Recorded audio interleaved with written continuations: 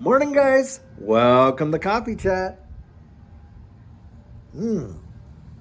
Wow, what a beautiful day. It is just gorgeous. Just take a look at the colors on them trees.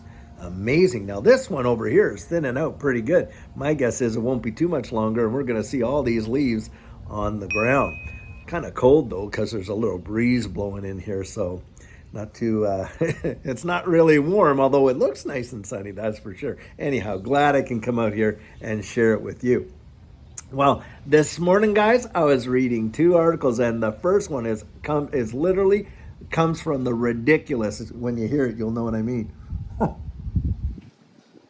So apparently, all these government branches, they do audits of where they spend their money and all this kind of stuff over the time. Well, apparently, the Pentagon just went through this major audit.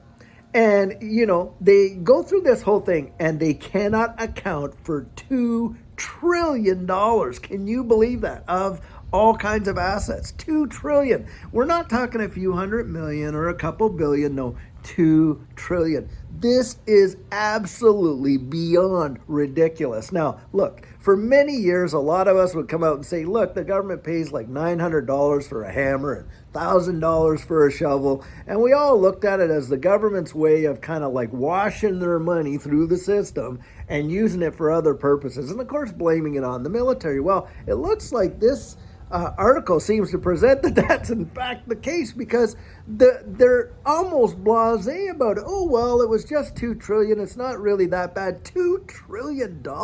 You have got to be kidding me. I mean, I remember when we would do audits and stuff like that, we get raked over the coals if we were missing just a few $1,000. But no, these guys, 2 trillion?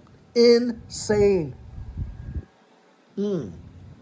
You would really think there would be some sort of level of accountability, and Congress would haul these guys up and just rake them over the coals until they found out what happened to the money. Because, of course, look, we pay our taxes. We got these massive capital gains, and, like where the government takes zero risk on any investment. But when we actually make money on it, boy, oh boy, are they ready. They're the first one in line to get their little share. And yet, when they go to spend it, they spend it in ways that they have literally no way of tracking it, it seems, because how on earth would anybody lose track of what, $2 trillion? Did you build an aircraft carrier? Maybe it was a secret base for all the big boys when they blow us to kingdom come and all of that kind of stuff. But they certainly aren't coming out with any kind of, explanation for it other than, oh, well, I guess. I mean, it is crazy. Now, the second article is a lot more friendly towards us in this crypto space. So apparently Binance has come out and said they are going to support the January 9th distribution of the Flare tokens. Now, this whole Flare deal, in my mind, has had a whole bunch of interesting ties to this Ripple SEC lawsuit. So just before the lawsuit was dropped, the Flare snapshot was taken. There was a big buildup, by the way, and people were buying all kinds of XRP back then so that they could benefit from this snapshot. Well, then every time there's been any kind of hint of a potential settlement, you get this news out there that the Flare distribution is going to happen. And so here we are coming January 9th, and apparently this Flare distribution is going to happen again. So I wonder if this is really tied some way to this whole Ripple SEC lawsuit, and when the clarity comes, whether or not we're going to see this distribution on January 9th and be able to participate in this decentralized finance ecosystem of Flare Finance and what. So I guess we're going to see about that, but it is quite interesting how it seems like all these dates are somewhat tied together. Maybe someone out there, maybe you guys know a little bit more about connecting those dots than I do. And if you do, drop that right down in the comments. I would love to hear it. So on a final note, we've been seeing all these articles coming out about Coinbase Wallet dumping XRP and XLM and Bitcoin Cash and Ethereum Classic and whatever. And a lot of people are saying, oh, look what Coinbase and da-da-da-da.